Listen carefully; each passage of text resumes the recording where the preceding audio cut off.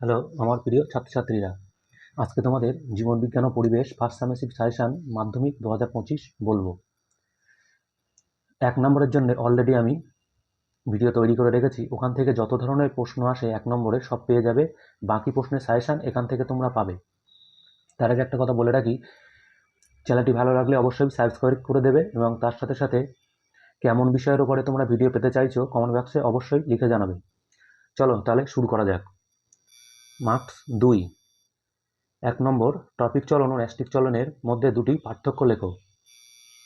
2 নম্বর, মূল আলোর বিপরীতে বেঁকে যায় কেন? 3, অগ্রস্থ প্রকটতা বলতে কি বোঝো? 4, উদ্ভিদের কাণ্ডের অগ্রভাগ কেটে দিলে প্রচুর শাখা প্রশাখা বের হয় কেন? 5, উদ্ভিদের বীজ ও পর্বমেদের ওপর জিব্রালিন হরমোন কী কী প্রভাব ফেলে তা ব্যাখ্যা করো।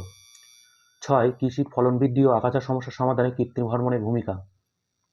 7, পিটুইটারিকে পূর্বগ্রন্থি বলে কেন? 8, হরমোনকে রাসায়নিক দূত বলে কেন? 9, গলগণ্ড রোগের কারণ ও লক্ষণ লেখো। 10, নিউরনকে স্নায়ুতন্ত্রের গঠনগত কার্যগত একক বলে কেন? 11, মেনিনজেসের অবস্থান ও একটি কাজ লেখো। 12, নিম্নলিখিত ক্রিয়াগুলির মধ্যে কোনগুলি সহজাত কোনগুলি অর্জিত প্রতিবর্ত ক্রিয়া তা তালিকাভুক্ত করো। 1 নম্বরে আছে সদ্যজাতের স্তন্যপানের ইচ্ছা, 2 নম্বরে আছে সাইকেল চালানো, 3 নম্বরে হাসি, 4 নম্বরে ক্ষিপ্রতার সঙ্গে গোলকিপারের বল ধরা। 13 নম্বর প্রশ্ন, দরজায় ঘণ্টা বাজার শব্দ শুনে তুমি যেভাবে দরজা খুলবে সেই স্নায়বিক পথটি একটি শব্দছকের মাধ্যমে দেখাও। 14, রড কোষ ও কোন কোষের প্রভেদ করো।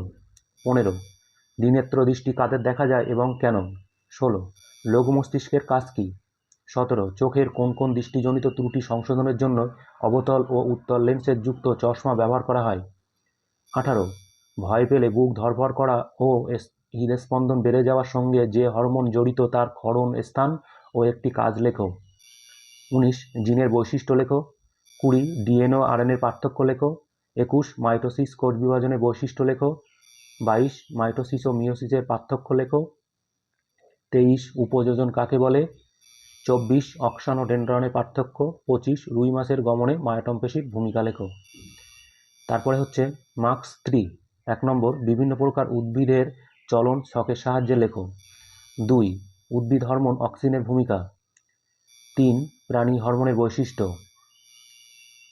4, অ্যাড্রিনালিন হরমোনের কাজ। 5, মস্তিষ্কের বিভিন্ন অংশ ছকের সাহায্যে লেখো। 6, প্রতিবর্ত ক্রিয়ার বৈশিষ্ট্য লেখো। 7, ইউক্রোমাটিন ও হেটারোক্রোমাটিনের এর পার্থক্য লেখো। কোষচক্রের গুরুত্ব লেখো। 9, মিয়োসিস কোষ বিভাজনের তাৎপর্য লেখো। এখানে 2 অথবা 3 নম্বরের যে প্রশ্নগুলো দেওয়া আছে এগুলোকে মিলিতভাবে 5 নম্বরের প্রশ্ন তোমাদের পরীক্ষাতে আসবে।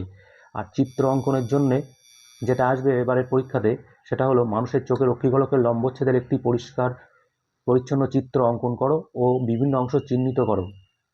বিভিন্ন অংশের মধ্যে যে কোনো 4টি অংশ চিহ্নিত করতে বলে। এখানে তোমাদের বইতে যেগুলো আছে সেগুলো সবকটাই পড়ে যাবে, তার মধ্যে থেকে যে কোনো 4টি পরীক্ষায় চলে আসবে। 3 + 2 = 5। ভালো থেকো, সুস্থ থেকো, ধন্যবাদ।